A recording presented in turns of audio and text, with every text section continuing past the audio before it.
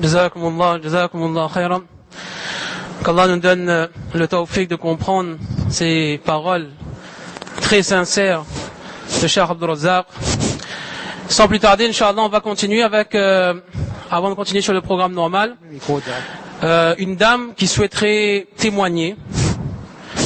Une dame qui souhaiterait témoigner parce que tous les jours, elle fait face aux jeunes, à nos jeunes.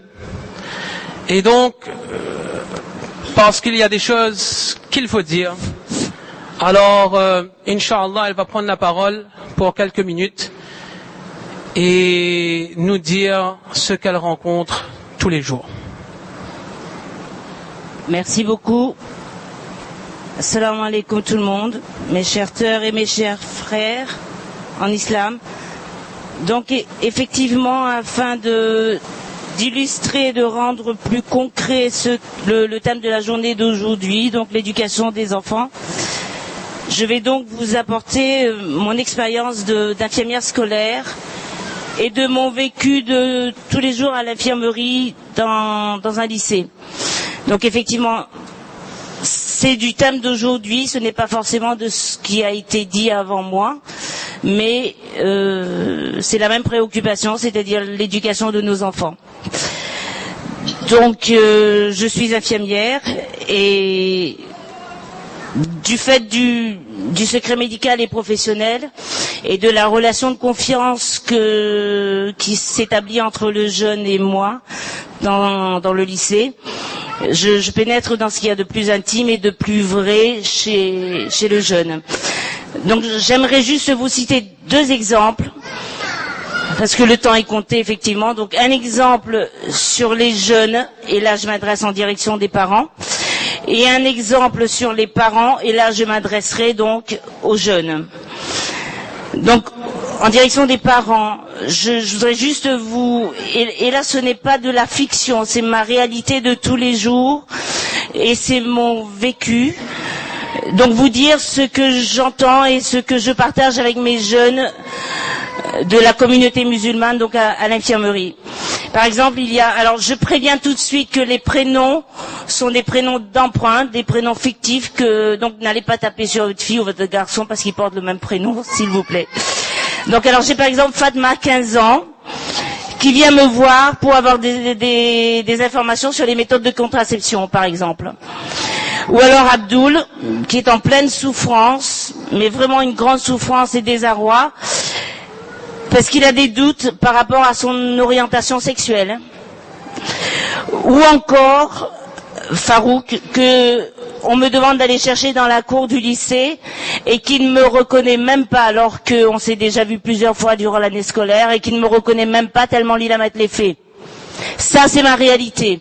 Je m'excuse, je ne suis pas là pour vous choquer, mais c'est ma réalité. J'aimerais quand même appeler à une prise de conscience. Et donc mon deuxième exemple, et là je m'adresse aux jeunes, et cela concerne vos parents, nos parents, puisque moi aussi j'ai encore des parents.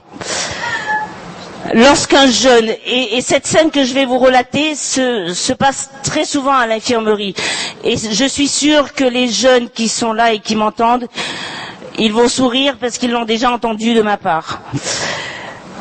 Et donc, lorsqu'un jeune évoque avec moi à l'infirmerie, parce que effectivement je les reçois pour les bobos, mais aussi pour le mal-être, pour des problèmes, pour discuter.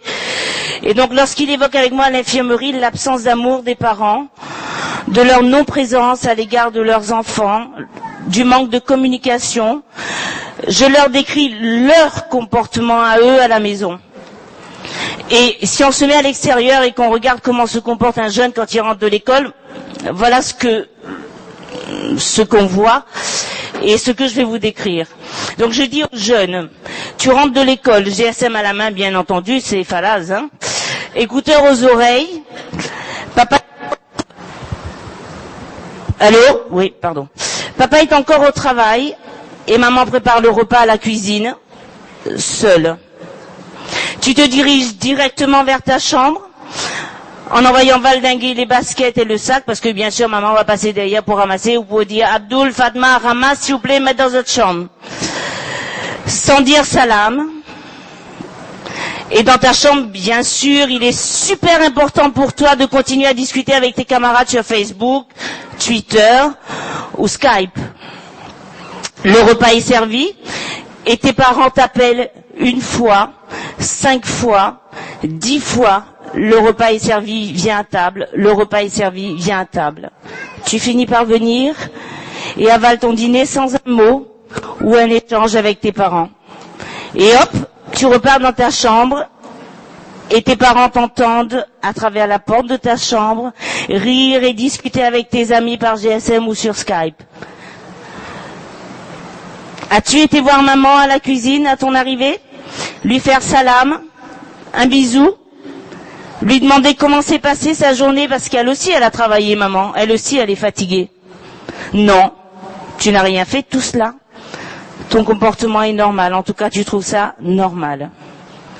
À ton avis, mon enfant, que peut ressentir maman? Que peut-elle penser? Et lorsque je termine cette anecdote et que je lève les yeux pour regarder le jeune ou la jeune qui est assis en face de moi, les larmes coulent silencieusement parce qu'il y a une prise de conscience. Alhamdulillah. Alors oui, les problèmes existent, tant du côté des parents que des jeunes. Que faire? Comment mettre de l'amour, de l'affection dans cette relation? Comment établir la communication entre parents et enfants dans le respect de chacun? Comme disait Moïsab avant moi, l'exemple vient de nous, les adultes. Qu'on le veuille ou non, l'exemple vient de nous, les plus grands. Comment aider chacun à trouver ou retrouver le chemin vers Allah, à privilégier le dîn et les pratiques islamiques qui sont les meilleures protections contre les dérives? S'il vous plaît, je vous en prie, ne restez pas seuls, ne restons pas seuls avec notre souffrance et notre détresse. Il existe des personnes qui sont formées pour écouter, qui sont formées pour aider, mais aussi des alim qui sont là pour conseiller et orienter si nécessaire, et bien entendu dans la confidentialité la plus absolue.